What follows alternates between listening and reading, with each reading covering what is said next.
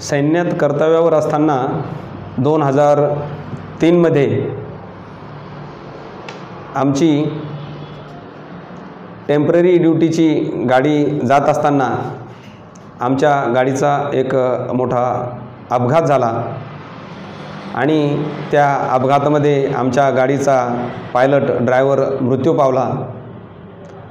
गाडी अक्षरशः एवढी चुरा झाली होती की बघणारे लोक सांगत होते की ह्या गाडीतील जवान वाचलेच कसे। गाडीची स्पीड कमी होती, पण आसामसारख्या राज्यामध्ये खूप वळण रस्ता असतो, पाणी पडलेला होता आणि तिथं अपघात झाला।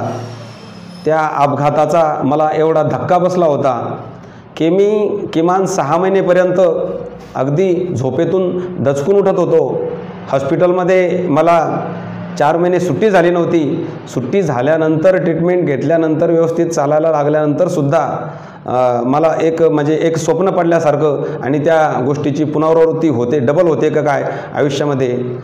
तेव्हापासून मी एक धडा घेतला होता की आपल्याला कमीत कमी सर्व्हिस करायची आणि एक 18 वर्षाचं दीड तप सर्व्हिस करून मी स्वेच्छा निवृत्ती घेतली।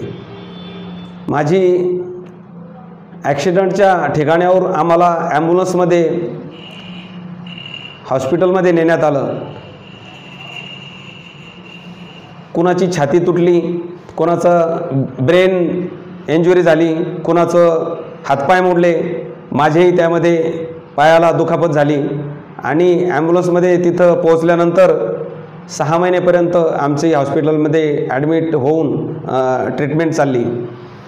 त्या ट्रीटमेंटमध्ये चालू असताना आमची एक कोर्ट ऑफ इन्क्वायरी झाली आणि त्यामध्ये सखोल चौकशी, कारण त्या चौकशीनंतर ज्या मृत झालेल्या सैनिकांना एक बेनिफिट मिळायचं असतं, त्यासाठी ही सखोल चौकशी चालली आणि त्याचे सकारात्मक निर्णय निघाले। पण माझ्या आयुष्यातील सर्वात मोठी दुर्दैवी घटना ही की माझा साला योगेश दिनकर दराडे हा भरती करण्यासाठी मी त्याला प्रयत्न करत होतो, दाजी मला तुमच्यासारखंच सैन्यात सैनिक व्हायचं आहे।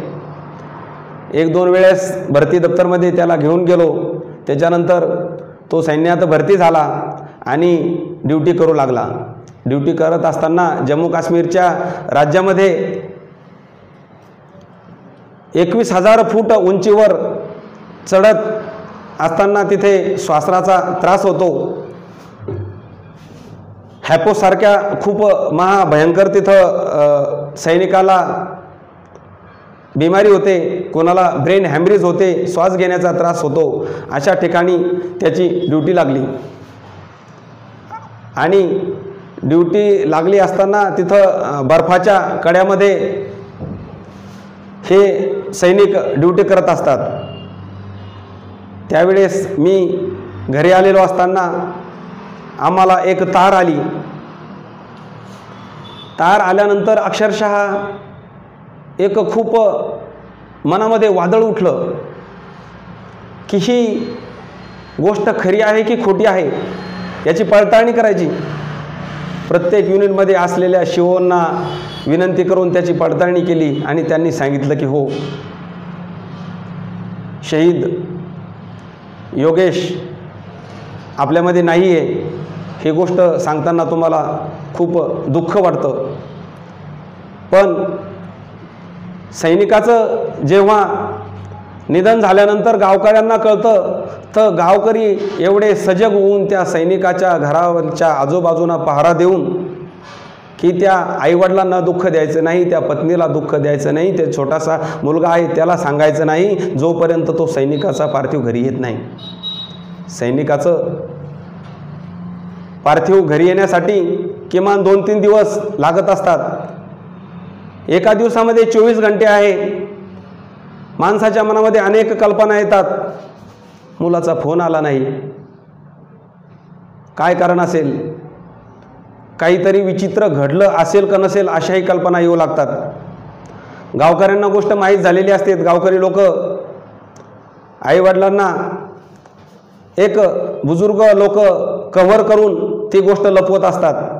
पण ज्यावेळेस सर्वांनी त्या शहीदाच्या येण्याचं आगमनाची तयारी रातोरात करून ठेवली, बॅनर लावून ठेवले आणि सकाळी सकाळी सैनिकाचे पार्थिव देह घरी आला। पार्थिव घरी आल्यानंतर मित्रहो, एक काळीज फुटेल अशा प्रकारचं वातावरण तयार झालं। कोणाला अटॅक येईन, कोणाचा जीव जाईन अशा कंडिशनमध्ये सैनिकांची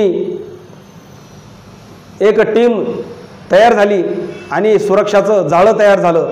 पण प्रत्येकाला एक मनातून आतून उत्कंठा असते की तो सैनिक जो शहीद झाला आहे तो कसा असेल, कसा दिसेल, त्याला पाहण्यासाठी एक मोठा जनसमुदाय उमटलेला असतो।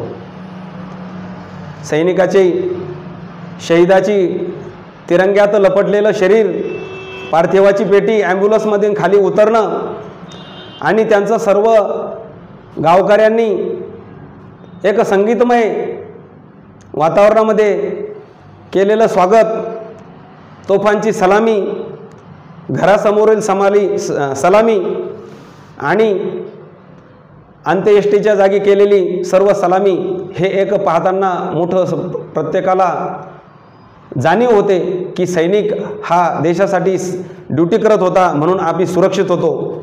आणि त्यावेळेस खरी सुरू होते श्रद्धांजली।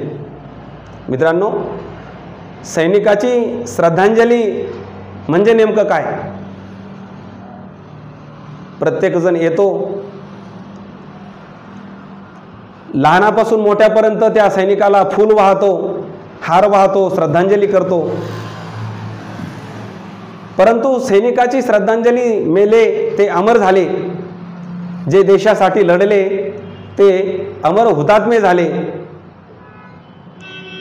पण ते अमर झाल्यानंतर त्याच्या पाठीमागे राहिलेला त्यांचा परिवार, त्यांची छोटी छोटी मुलं, त्यांचे पोरके झालेले आईवडील, त्यांची पत्नी, ही त्यांची कुर्बानी हीच खरी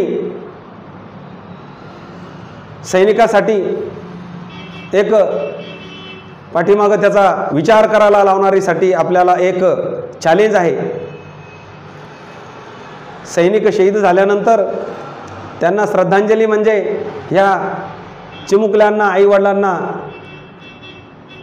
पत्नीला शासनाकडून शहीदाचा दर्जा मिळणं आणि तो तत्काळ मिळणं, शासन आणि प्रशासनानं यावर योग्य ध्यान देणं, ही खरी सैनिकासाठी श्रद्धांजली असेल।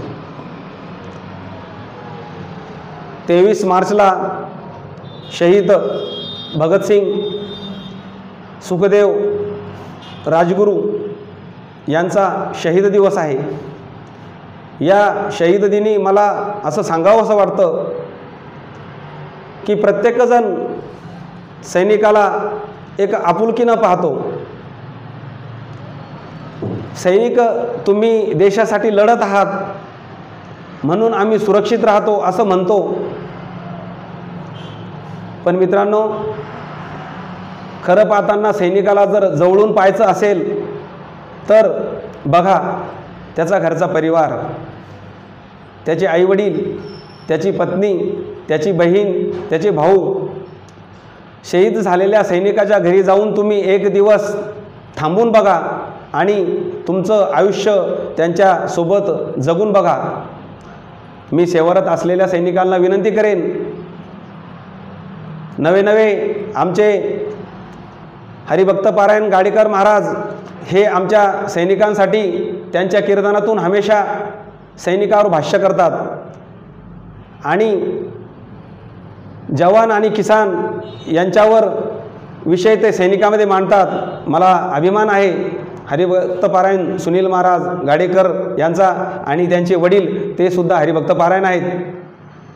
त्यांनी आम्हाला सैनिकाला मोठं करण्याचा प्रयत्न करणार आतापर्यंत, पण त्यांनी सैनिक, शहीद, सैनिक पत्नी यांचा विषय मांडून सैनिकाची जी अडीअडचणी आहेत त्या देशाच्या कानेकोपऱ्यात पोहोचवण्याचं कर्तव्य केलं। आणि माझा साला योगेश दिनकर दाराडे जेव्हापासून शहीद झाला तेव्हापासून मी सैनिक भीमराव महादेव साठे यांनी एक सैनिकासाठी अहोरात्र जगण्याचा वसा घेतला. सैनिकांच्या परिवारांना अनेक प्रकारच्या समस्या येतात. त्या समस्याच्या विषयी कागदोपत्री ज्या अडचणी येतात त्यासाठी मी रात्रंदिवस अहोरात्र प्रयत्न करत राहीन. कोणत्याही सेवारत सैनिकाला किंवा माजी सैनिकाला किंवा विधवा सैनिक, वीर नारी, वीर मातापितांना जर काही अडचण आली तर त्यांनी तत्काळ मला 80 55 56 88 66 या फोन नंबरवर कॉल करावा आणि त्यांच्या मदतीसाठी मी रात्र आणि दिवस कधीही धावून जाण्यासाठी तयार आहे. जय हिंद.